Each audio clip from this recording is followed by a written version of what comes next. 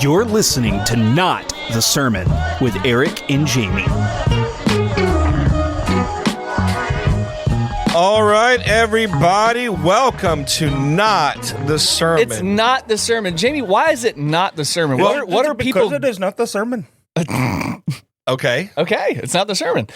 Tell us why we call it not the sermon. Well, because it's not a sermon, Eric. That's pretty obvious. But what are they getting from this podcast that they're not getting from other Christian podcasts? Well, we are pastors, and we do preach sermons on the regular. However, this podcast is where we talk about culture, we talk about church, we talk about theology, we talk about whatever's going on. Yeah. And as long as it's not the sermon, as long as it's game. not the sermon. And we have several seggies where we go through and we talk about all kinds of different. We got some good seggies coming up for you. All right, so you are now minus Listener. 2 points. Alex, you're minus 1 for the accent, but Dude, you're that minus was 2 a for good accent. That was strong. Did I ruin the Eppy? You did already, dude. But yeah, so maybe you're a Christian and you're looking for a good podcast to listen to, and you're sick of sermon podcasts, and you're sick of like really heady theological podcasts, and you love Bible Project, but Timothy Mackey's voice, it just kind of It's a little much. Which, by the way, shout out Timothy Mackey, you're a hero of mine. Dude, they're amazing. But yeah, but you want a little entertainment, you want a little theology, you've come to the right place, and we're about to do something called Shooting the Skybalon. Shooting the Skybalon. Singing our favorite song. Hope it don't last too long. Please don't last too long. Shooting the Skybalon. Scubalon is the Greek word for dung, and it's, kind of shooting the breeze, shooting the poop, and it's where we just talk about what's going on in our lives. And I had an observation the other day, and I wanted to see what you guys thought about this.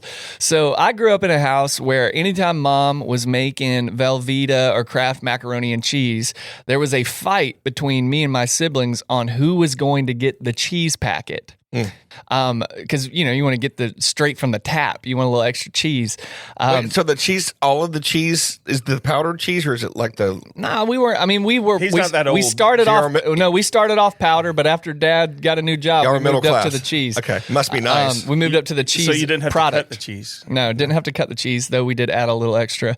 But anyways, growing up, a little under the middle class line, you really had to get all that cheese out of that packet. Like, you didn't want to waste anybody. And so I was thinking the other day, I still do that. Like, I try to get every last drip of cheese. Rolling it from the rolling corner? it up. Yeah. I'm getting like a squeegee and pushing it to the top. And I'm like, that really shows like what kind of person you are based on how hard you go to get the cheese out of the packet.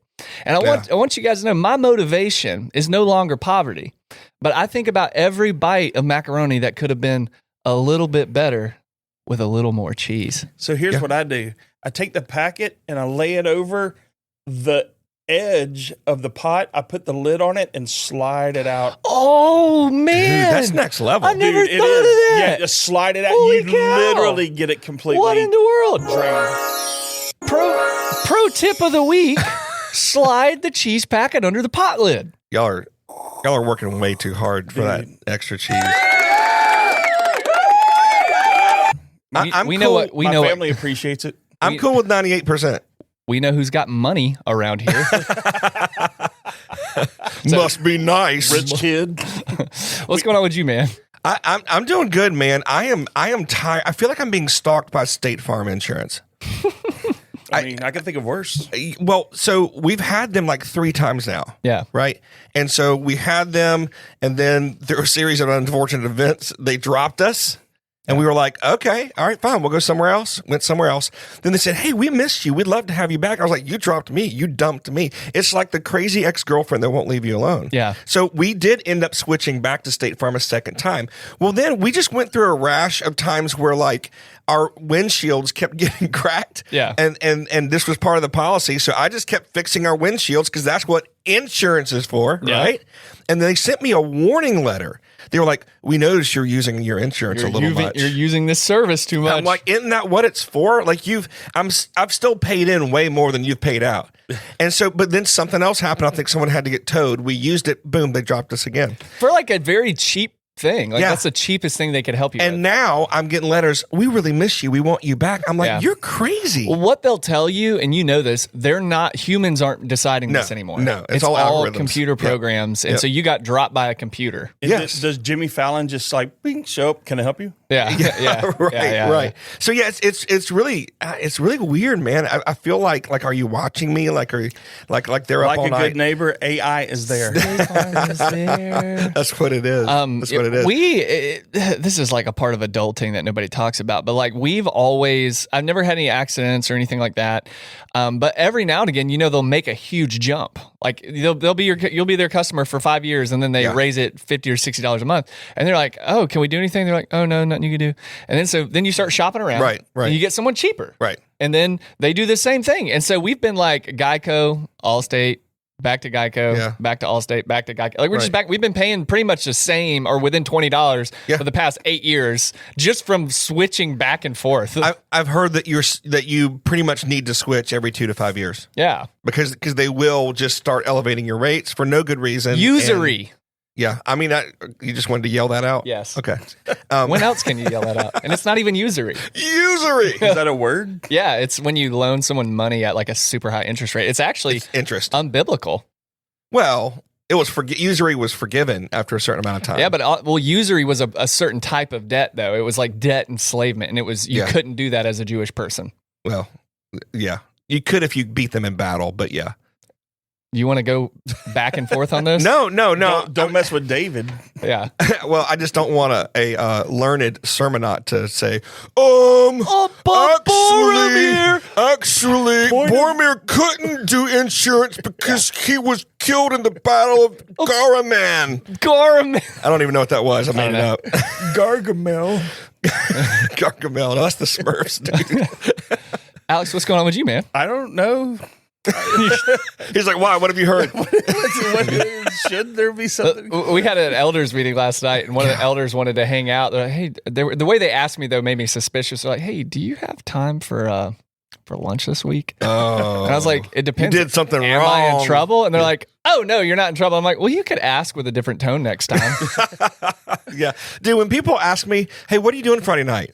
It's like, well, I don't know. What are you about to ask me? What I'm doing depends on what the next part of this is. What you say. Don't get me to commit without telling me what I'm committing to. Yeah, when people say, can you do me a favor? That's also a loaded question. Just depends. It largely depends. But if it depends, it's not a favor. Right. A favor is, I'll do you a solid. Yeah. But if it depends, it's no longer a favor. So, but if you ask me if I can do you a favor, I'm going to start off and say, no, but what do you want? I always say it depends. Yeah.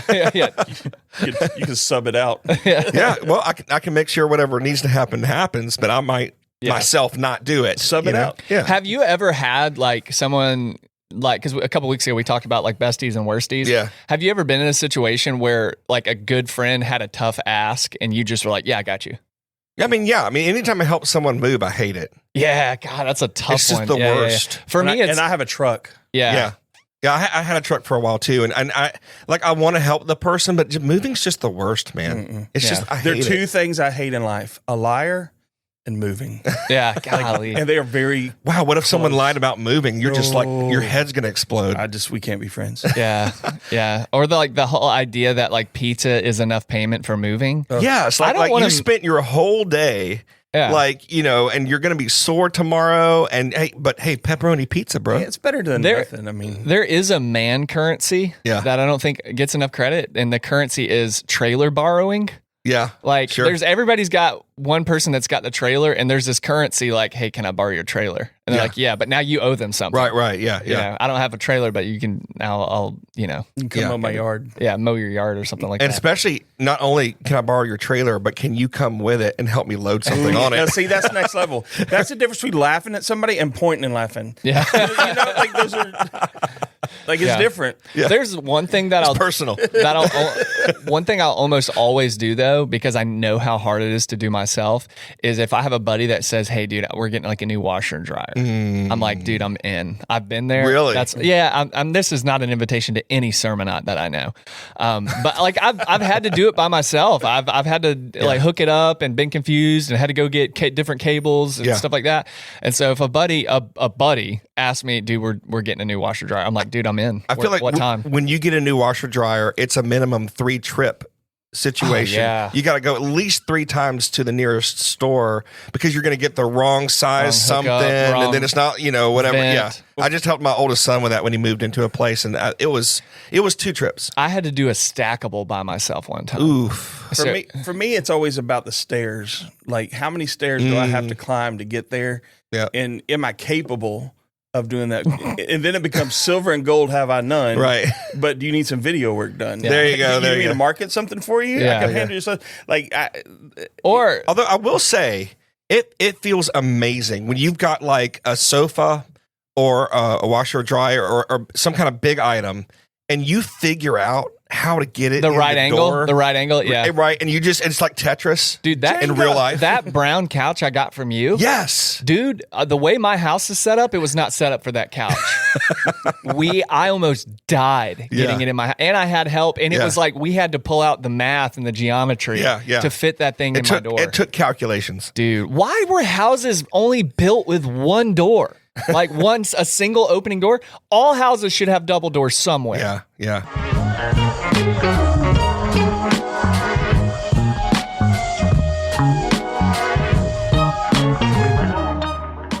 Time for a little. A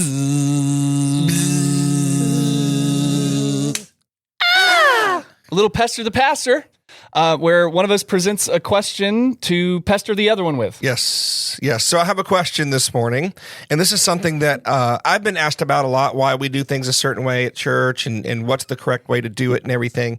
And it all came from a meme that I saw. Mm-hmm. Are you going to play some music as I tell the story? But I just found out since the church Spotify is currently not working, it's going to play an ad. Oh, no. Okay. So we can get don't a couple worry about seconds it. of it. No, don't worry about it. So what? Please describe. That's not in any way, shape, or form relevant to what I'm about to say. Okay, keep going. So there's this pastor, and he's praying. Okay. And he's really going for it. And you can see in the video behind him, a little girl, I'm going to say 3 years old, runs up on stage, grabs a mic, and starts la la la la la la like that while he's praying. Was he praying in tongues? No. She was just goofing around. I don't think she knew what tongues were. And he gets this weird look on his face. He's like, "What's going on?" Right? And then the mom starts chasing her on stage, trying to get her, and the girl starts running. Well, her friend comes on the other side. They like blocking her in. Well, since the mom left, the other sister jumps up on stage. Yeah, it's pandemonium. Then the dad comes. He's tackling her. He falls on the stairs up to the. It's hilarious. Oh, it was a comedy of errors. And the pastor is handling it like a champ. I mean, he's like doing a play-by-play and laughing. Like he's doing the right thing. But I saw that video, and it made me think, should we separate children from adults in our worship services? Good question. And so I've got some thoughts on this, but I wanted to throw it to you first. Yeah, I mean, that's always the question because it starts off as a convenience thing, right? I mean, let's just be honest, right? Like it's a place, I mean, it's discipleship on one end, but also it's like, hey, parents, you can come. I mean, that's how it's marketed. You can come to church, drop your kids off at children's church. We'll take care of the kids. Yeah, we'll take care of the kids. We'll disciple them over there. And so it's partial discipleship, partial convenience. But here's the thing. I had to do like a research project on this one time. No one cares. And what they found is that children who grow up in a children's ministry that operates independently from the adult congregation tend to struggle more with their sense of Christian identity by the time they reach the age of 13 and 14. Sure. Meaning that they feel less of a connection to the Christian faith versus children who grew up in an integrated congregation where kids were kind of really involved, And there's nuance to this. Like there's some children's ministries that do worship and then they leave and stuff like that. But by and large, I'm not totally for it. I see why we do it, but after researching this and also being a youth pastor for 12 years, I have seen that kids that when they grow up separate from the adult congregation, they're more proficient at making macaroni art of Noah's Ark than they are of actually identifying as a Christian. They lose their sense of Christian identity,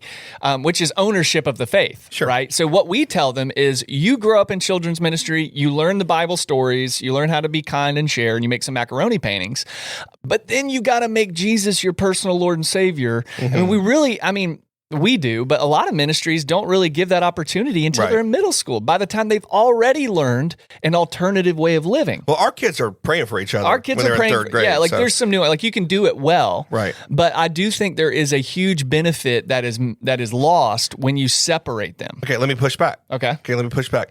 So is it the church's job to train the children in the ways of God? Or should it just be an additional blessing on Sunday mornings when in reality it's the parents' job to give their child a sense of Christian identity? No, that is the truth. It is the parents' role to do that. The church is like a secondary place where Right. that happens, at least for children. So, yeah. so why are we holding the church responsible for the parents' job? That's a great question because of parents that aren't discipling their kids. Well, see, so I agree with you. Yeah. Like, Aren't we doing this on every level, though? what do you mean? Like holding the wrong people, the church responsible Sure. for the spiritual Oh, yeah. growth. Yeah, of, sure. Like, I mean, church is a place of formation. Don't get me wrong. it but is. like if you're a parent, like it is for an adult, if you're a parent though, you are your child's Yes. pastor. The primary discipler for a child is their parents. Yeah. And one of the reasons, like, so that happened, and these kids are running crazy. And we've had some situations Yeah, where sure. kids are like, we had someone, it was funny that one time there was a like heavy ministry time going Yeah. on. And there's Yes. this kid running around, jumping over people who are bowing down at the altar. He was like a game. leapfrog. He was leapfrogging people who were worshiping. people having an encounter with God. Yeah, and so we're like, put that thing back where it came from, or so help me. But the problem is parents aren't doing their job. And that's my point. I agree with you theoretically. In theory, yes, children should be discipled alongside their parents, but in practice, and this is a hot take, and parents, I apologize if this is too much. I would say the majority of parents don't parent well enough for us to keep their kids in the service. No, they don't. Because they don't discipline. They don't tell them what's expected of in this moment. They let them run wild, let them go nuts. And so, yeah, we separate them from the adults so the adults can actually worship, can actually listen, can actually get involved in the service. I would love to see children, and I understand that children are children and they're always going to act like kids, right? Yeah. And so, but it's gotten so, when I was young and in church, like I sat in with my parents. I sang the songs. I listened to the sermon. If I was getting a little bored or antsy, they'd give me a sheet of paper and a pen or something like that. But like I didn't talk, and if I did, like they would snatch the slack out of me real quick. Yeah, I don't know if you noticed this, but when I preach on Sundays, for the most part, Aubrey's in the service. I've seen that for as long as she can be. And we do. This switch has put a lot of pressure on children's ministers and children's pastors because they're having to do a lot more than they have. They're having to be parents to 30, 40, 100 kids, right? And then you got kids with special needs, and kids with special needs, and so there is a difficulty. Here's an example. I think there is something we can do, but it's going to inconvenience us greatly, right?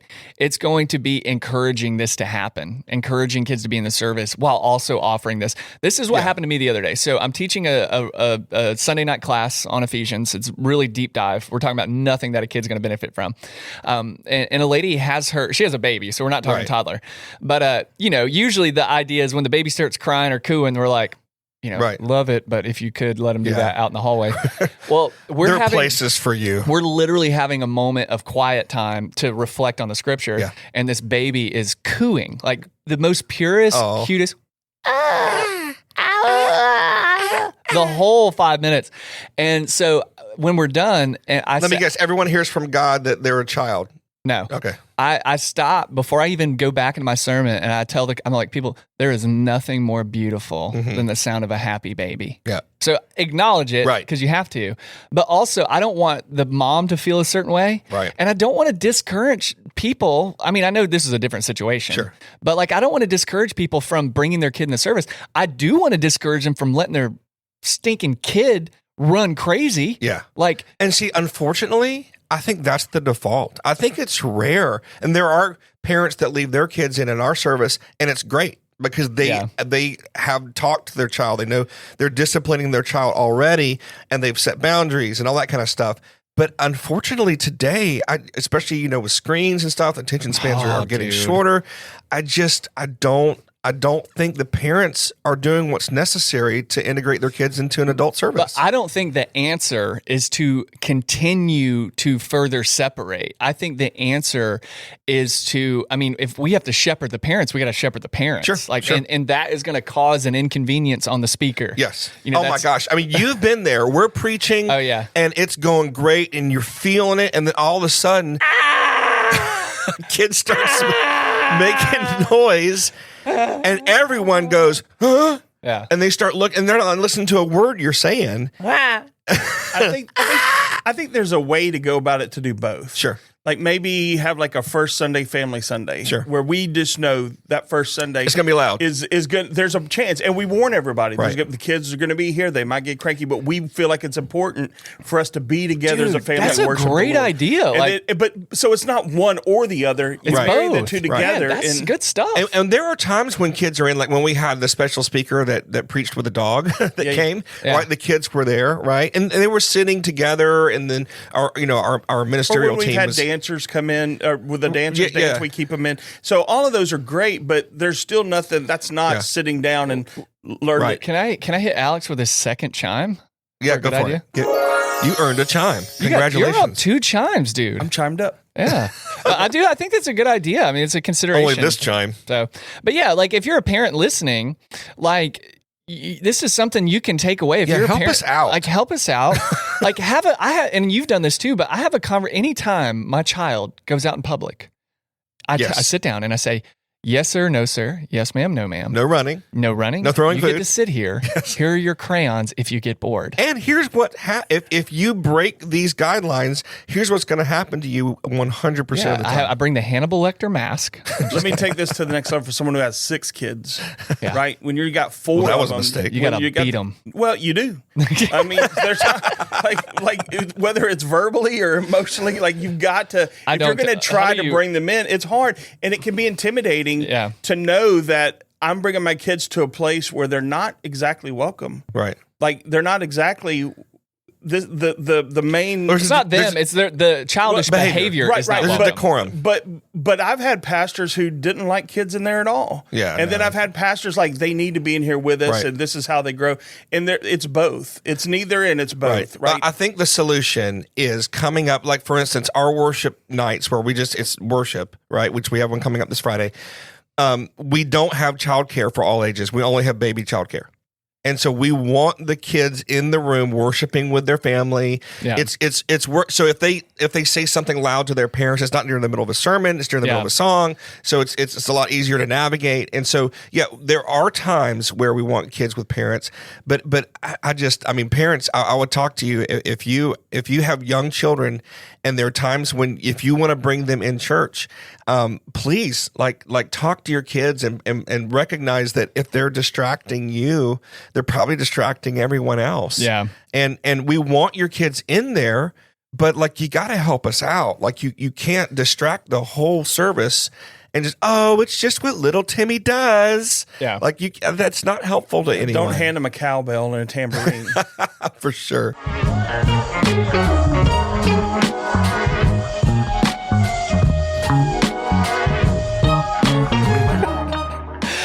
Odd news, everyone. You tried to get me to lose I my tried to mind get you laughing, again. and it didn't work. No. I've grown up Almost since did. then. 2 minutes ago, Last week, 30 seconds ago, So but I lost it. oh yeah. that's always fun. Odd news is a segment where we talk about weird news going on in the world. And Wait, weird news or odd news? odd, weird, strange, Bizarre? yeah, bizarre news. And I have a really good, I guess, news article this morning. And have you guys ever been to Disney World in Orlando? Yeah. Never? You've been Once. one time. Yep. So you guys are familiar with Disney Springs. Yep. Right. Used to be downtown Used Disney. to be downtown Disney, so it's a shopping center, big shopping center outside of Disney. You can go for free and have some cool stuff. That's actually me and my wife when we do go. It's one of our favorite parts. Like the parks are cool and all, but Disney Springs is pretty legit Yeah. for like a night out. You know, restaurants are expensive, but it's still fun. But something happened recently in Disney Springs that made it not so magical. And this news article says, person dressed in scuba gear robs Disney Spring restaurant, sheriff's office says. So if you've been to Disney Springs, you'll know that it has this big canal that runs through the middle of it. Yeah. So you're almost always beside the water as you're walking It's through. a big lake. Yeah, it's a big lake. Yeah. It has all these canals and stuff like that. And so Lake Buena Vista, Florida, a wetsuit-clad robber swam away with at least $10,000 from a restaurant at Disney Spring. The Orange County Sheriff said that Paddlefish, a restaurant that looks like a paddle wheel boat at the Disney Entertainment District, was closed for the night. No guests were at the business at the time of the heist. Deputies said the man swam to the restaurant just after midnight, took off his wetsuit, then walked into the manager's. I just imagine him hobbling in there with his slippers still on. Yeah, When it said gear, like he's got on everything. He planned this. So he swam, or didn't swim to the manager's office, hobbled to the manager's office where the day's cash was being counted, and he forced 2 employees into the corner of the room, told them to close their eyes. Brother, at that point, it's too late. There's not if he had Scuba Steve. Not if he had a whole scuba mask on. Yeah. What did he use? Did he use a spear gun like to hold him up? No, he didn't have a weapon at all. These people were just like paralyzed in fear. They're like, this guy is absolutely nuts. We're going to do whatever he says. This is Aquaman's cousin. Yeah. So Scuba man. He said he took between 10 and 20,000 and was gone within 2 minutes, putting on the scuba gear and jumping back into the water. No employees were hurt, and the deputies said the man did not show up with a weapon. They're still looking for the assailant. I bet they were millennials that had to go. If somebody just told them to go to the corner. Bring millennials back into this. He just said, "Go get in the corner," and they were like, "Okay." Yeah, I don't know, dude. If a man in scuba gear pops out of the lake behind where I work and says, "Get in the corner, I'm robbing this place," I'm like, you know what, dude? You earned it. No, he's going down. It's you. Yeah, it's not a robbery; it's a reward. Yeah, like you earned it. You worked so hard at this. I feel like you deserve it. No, plus there's no way to know if he didn't. I mean, scuba gear, you don't know what might be a weapon, what might not knife, be. Maybe it may have a knife. Yeah, if someone's crazy enough to do that, like there's no predicting. And what also, comes like, next. look at it like this. Away? Did he look at it like this, dude. I'm sure these people making $3.50 an hour plus tips. Right, it ain't worth it. True. Right, it ain't worth it. Did he bring like gallon bags, Ziploc bags to put the money in for when he swam back? Was it Jason Statham that robbed this thing? But I just like imagine this guy. I mean, 10,000 is a good bit. It was worth it. Between 10 and 20. It's a good bit though. Like you're going to have to do something with it. You can't hold it in your hand and swim. I think of it this way. I have limited opportunities to become a hero. If that dude doesn't have a gun and he's dressed like that, you're going to tackle him. I'm going down. He's going down. Yeah. Like this is my chance. Like next time the guy might have a spear gun. This guy is he might have a knife or a certified, gun. This time, this is my shot to shine. This guy had to be scuba certified to have all this gear. He's probably a stud. Yeah, he's probably got some like a particular set of skills. And if he's got the flippers on, though, it would be easy to tackle him. Like he could lose balance pretty easy. Like all you got to do is pop that thing upon him. Like I don't know. That's one of those things. Like everyone's like, "Oh yeah, if I'd been there, like I would have stopped it." Like you don't know. I'm never like that. You don't know. This might be my chance. Though. Yeah. If there was ever a chance. If there was ever a chance. One employee injured who slipped and fell on his way to tackle the assailant. Yeah, you get up a running start. He's wet. And then the scuba guy's just standing there like, anyways, give me the money. His special power is he creates puddles. Now, here's what's interesting to me is that he chose to rob a restaurant. Yeah. When those gift shops, I would think they would have the most cash. It's a theme, though. It was a water. Well, tips, though. Seafood. I mean, people. This was a themed crime. He wasn't about the money. Obviously. He just wanted to be congruent in the story. Yeah, it is the paddlefish. It's a boat. It's a boat-shaped restaurant. Yeah. Well, and it is right on the water, so I guess he didn't have to actually go. Yeah, he didn't have to get up. I mean, this was planned out, obviously. He didn't need an Uber or a car. He had a river. We can't critique this guy's method because he's the one that successfully pulled it off. He didn't get caught? No, they're still looking for him. Yeah. Wow. Yeah. Good on him. Kudos, man. He's lucky I wasn't there. Yeah. That's funny. That's like one of those things that you're right. Like everybody says, like, dude, if that's I would have pulled out my 9. Yeah, I'm like, dude, I would have had a mini panic attack. Try and that in a passed small out, town. probably. Yeah, try that in a small town. Well, you said you're pointing at me like it's a millennial thing. No, it's a mental health thing, dude. Oh, wait, I said nothing. Dude, if my truck backfires, I think I just got shot. So it has nothing to do with my age grouping. It has everything to do with my brain is broke. My amygdala don't work, dude. You say that. Well, I do have one question. Okay. As the guy was getting out of the water and breaking in, do you think he was humming "Under the Sea"? Under the sea. Under the sea. Probably so, man. Darling, it's better down where it's All right, wetter. what's your Take it from me. What's your rob a bank hype song? I've never considered. Think about it. Mine is Wah, wah, the wah, solo wah. from Free Bird. Oh, As I'm walking up and And then I trip and fall as I'm reaching for the door, and then I get caught by Dude. police who is having lunch right next to it. That music behind any scene in a movie makes Yeah. that scene amazing. Yeah. It's so good. I might go with the guitar from Hotel California. Yeah. Oh yeah. No. So here's I choose Enter Sandman by Metallica. Okay. Oh, that's nice. good. Yeah. Excellent. Yeah. Yeah. That's it. Damn. Yeah. If I was in a hurry, though, I'd probably play like Flight of the Bumblebee. Like I feel like I need it. Dude, Rush me. I throw on some- Every time I hear that song, I feel rushed. I throw on some Barry White, dude. Can't get enough of your love, band. And I'm just singing it while I'm robbing the bank. You would be so nervous and sweating and Yeah. like weird. I can like what's that song? Is it The Entertainer? Do do do do do do do do. Give me all your money. Saloon song. Yeah, like a Charlie Chaplin film, and I'm just like doing like falling. Falling down. Yeah. But I get away. Right, And everybody's like, that was pretty awesome. That's great. He electrocuted himself and he still robbed the bank.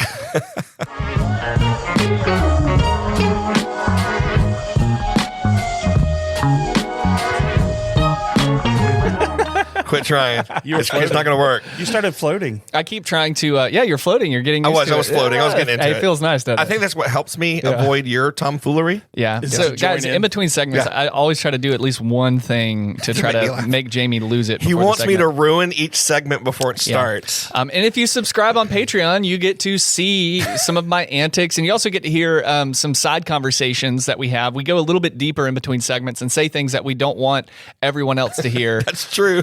Unless you're, subscribing. But you can always make a $5 or $10 donation to the podcast. Check out our Patreon, patreon.com/Not the Sermon, and help support the ministry of Not the Sermon. Yeah. This segment brought to you by Swole Flakes. What? You ever want to be swole, Jamie? No. Then don't buy Swole Flakes because Okay. they'll make you swole. Okay. So this is a new segment. We got a lot of positive feedback a couple weeks ago when we played the segment. And it's called Christian. Hold on. Ooh.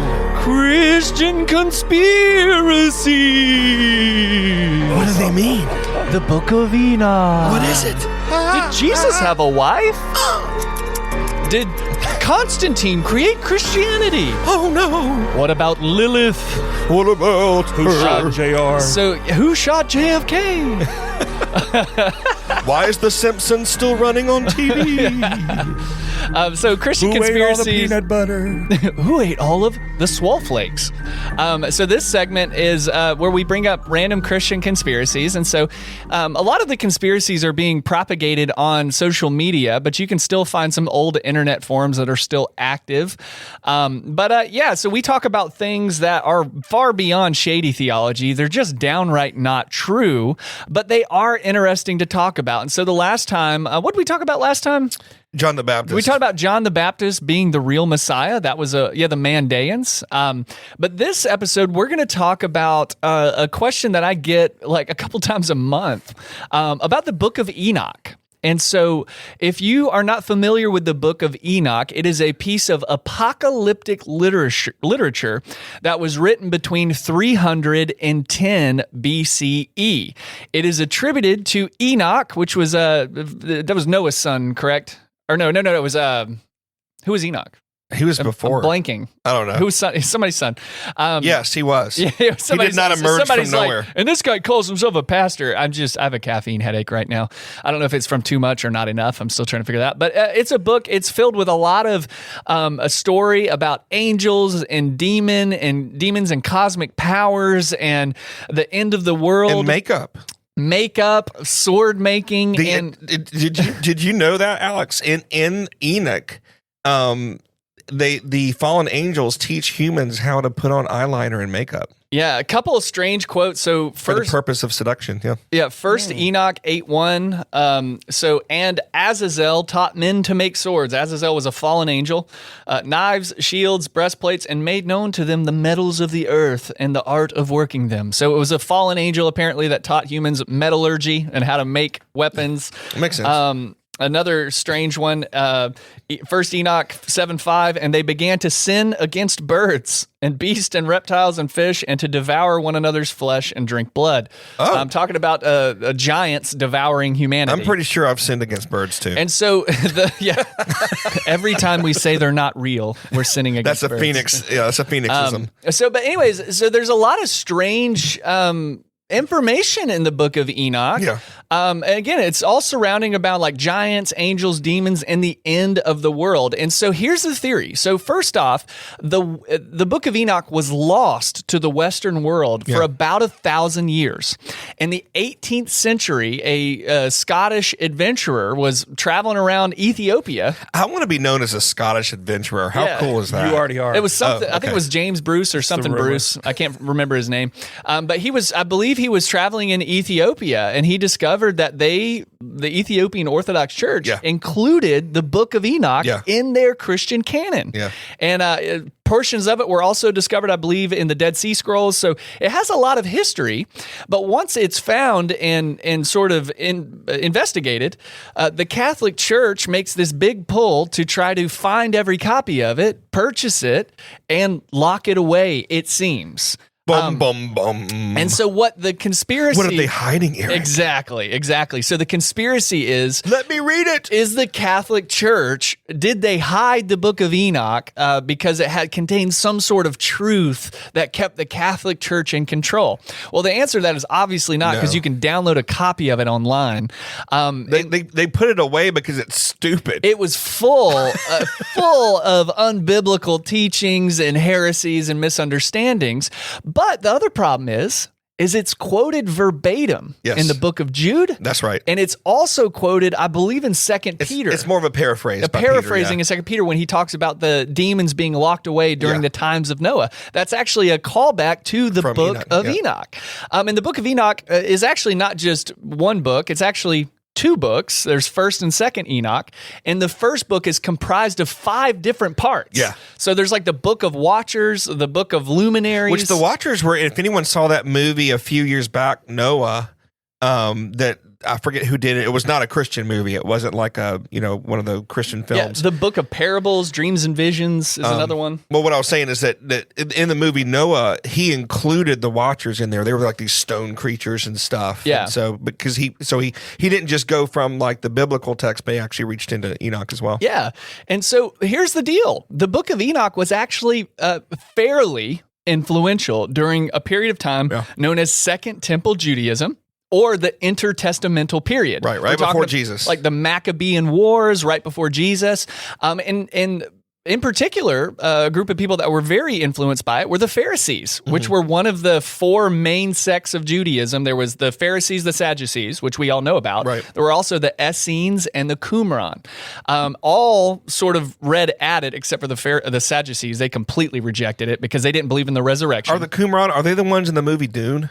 Yes. Ride on worms? Yes, and stuff? exactly okay, right. No, not at all. So it had some weird things, but here's the deal. The Jewish people at the time did not include the Book of Enoch in their official canon. Yeah. They read it as a reference. They read it to try to make sense of some of the political turmoil and upheaval that was happening at the time. They were looking for hope. Because it's full of themes about judgment and messianic prophecy and angels and demons. I mean, when you're looking to figure out why the world stinks so bad, right? You'll look anywhere. You'll look anywhere. Well, maybe it was the angels except for inward. Yeah, exactly. We're not going to look at the self. You had people that dabbled with it, even in the biblical text. And people always ask, well, if it's quoted even verbatim in the biblical text, specifically in Jude, why did we not include it? Is it the Catholics trying to keep away some secret knowledge? No. I think anyone that has actually read, not even the whole thing, just parts of it, would not say that. Yeah. You know what I mean? Like, it's one of those things, this mystery that, they're trying to keep it out. It's like, if you read it, dude, you would try to keep it out too. The thing is that I know people that read the Book of Enoch in those weird deuterocanonical books, like books outside of the Bible, more than they read the actual Gospels. Yes. So there are people out there that like just eat, sleep, and breathe Book of Enoch, and they get all bent out of shape. But they were like, well, okay, so let's talk about why was it not included in the Christian canon? Well, the first thing is, The Hebrew people didn't include it in theirs. Right. A majority of our Christian Bible, the Old Testament, comes from the canonized books from Hebrew literature. Right. They didn't include it in theirs. We have no reason to include it in ours, number one. Number two, it has no apostolic or prophetic tie to the disciples, to the apostles, or to any important characters aside from Enoch. But what we know is Enoch didn't write the book. Yeah. It was common during the time, if you wanted your writing to gain fame and notoriety, you would write under a pseudonym. And since the Jewish people honored the idea of Enoch and his prophetic contributions, they were like, hey, let's just sign it Enoch so people will read it. Right. That's why we rejected a lot of New Testament scripture too. Right. Like all these different, the Epistle of Thomas or the Gospel of Thomas. Yeah. Like it wasn't actually written Gospel by of these Mary. people. Yeah. And so it's written under a pseudonym. It also had to be widely used in worship. That was another criteria, right? What are the other churches around the world using? Nobody's using Enoch. And then it wasn't written by Enoch. I mean, that's kind of the main thing. It was historically inaccurate. And though it is really, it's cool to read because it gives you an idea of what the Jewish people during that time understood. Right. It is not beneficial for your Christian faith. And it's not congruent. So like when I went back and read all the Gnostic Gospels, it was so obvious to me. It didn't sound, feel, or hear like the other Gospels. Yeah. And if you go back and read some of Enoch, it's like, it's just not one of these things is not like the other. Oh yeah, sure, like sure. It's just not. It reads it's like not orthodox. It does not line up with the whole Christian teaching. it reads like someone told Marvel to write a comic book about like Jewish mysticism. Oh, it's pretty epic. I mean, it's fantastical. So, funny quote from Augustine, one of the church fathers, who was obviously familiar with the text. Basically, roughly translated, it's these writings were not inspired. I mean, that's what Augustine said. Like when asked about it, Right.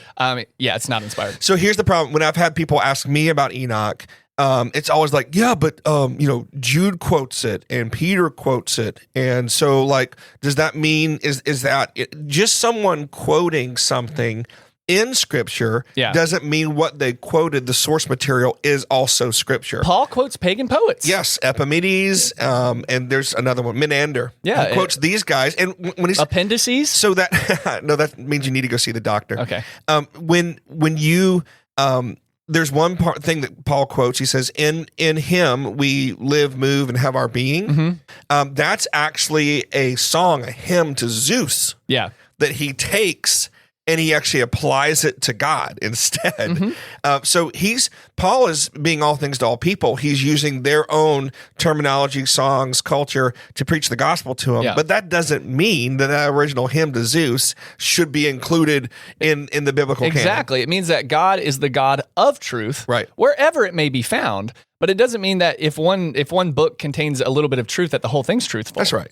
Right. And so that's where you have to be careful. Like the books that we have selected in the New Testament contain all truth. Now, it does mean that at least Peter and Jude believed in the concept of fallen angels that came to the earth and slept with women and had giants, probably, that we would say is the Nephilim, that they probably believed that. So does your crazy uncle.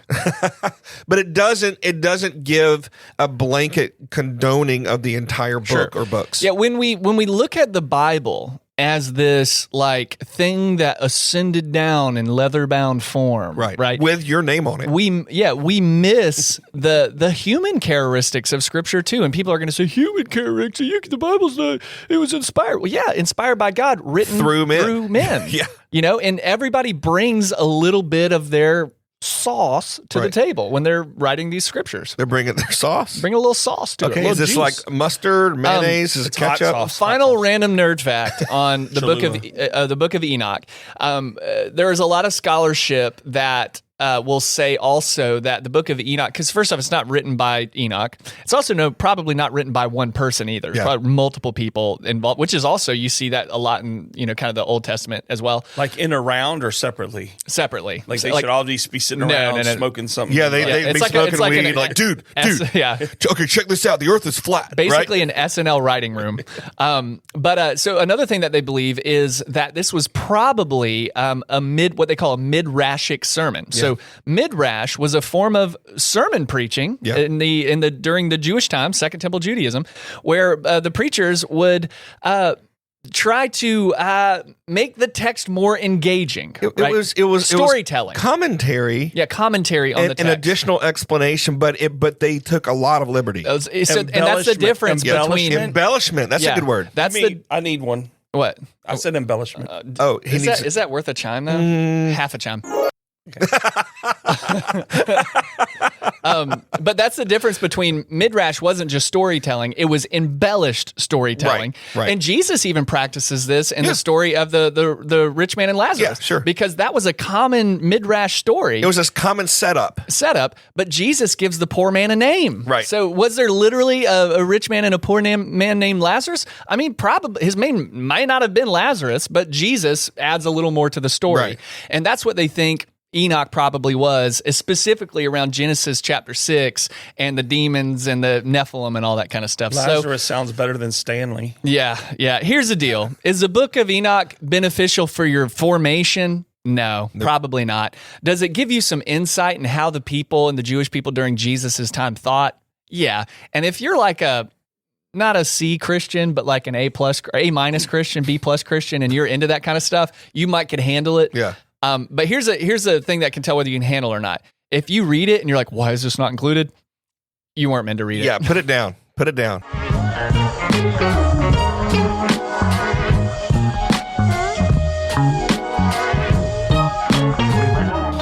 We got him doing it. We got him floating. Floating, baby. We floating to the music. Guys, was I too much on that last segment? No, it was a sight to behold. Yeah, I felt like I had a vein. It was like watching a crazy professor create Frankenstein or something. I couldn't decide if I was afraid or impressed. Yeah. Maybe a little both. Or bored to death. Sometimes you can't tell. No, it wasn't boring. It wasn't boring. Yeah. It was cool. I didn't have to do any heavy lifting. I just added a few things. Have you ever bored yourself to death? You were the voice of reason. No, I've never died. For this time. Yeah. You're being really literal today. Are you okay? Yeah. Jamie's just answering every question literally. Yeah. Like, do you really hate that? I say, I don't hate that. I strongly dislike it. I wouldn't use the word hate. Yeah. Okay. Okay. Yeah. Okay. You need some brownies, some homemade brownies to make you feel better, buddy? I don't know. What's in them? Hey, calm down, buddy. We're going to turn on some 1998 Chicago Bears games. Midwestern again. Here I feel like I won this podcast. Yeah. And I think it was because of you're at 1.5 chimes. I know I'm winning, and so but I didn't get any chimes. It was because of my impersonation. Well, that you would actually be ahead if it weren't for that. Yeah. You would have gotten another chime. So, anyways, this is a fun episode. A lesson from this: if you want to rob a restaurant, dress in scuba gear. And thank you so much for listening to Not the Sermon.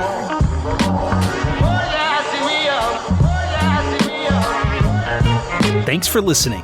This podcast is a production of Victory Fellowship Church in Thomasville, Georgia. Eric and Jamie can be reached at emailing notthesermon@gmail.com.